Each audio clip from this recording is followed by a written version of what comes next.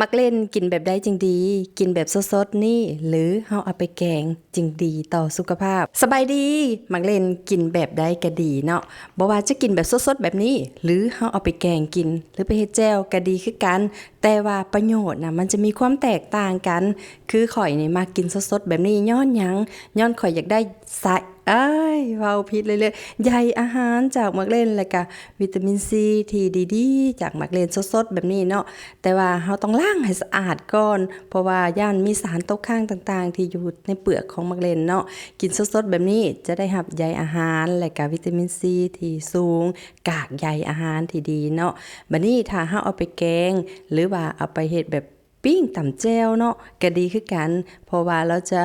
เปลี่ยนเป็นสารที่ก่อให้เกิดอนุมูลอิสระแก่ร่างกายที่ดีๆโอ้ยเว้าผิดเว้าถูกแต่ว่ามักเล่นนี่ค่อยมักกินแบบสดๆแซ่บดี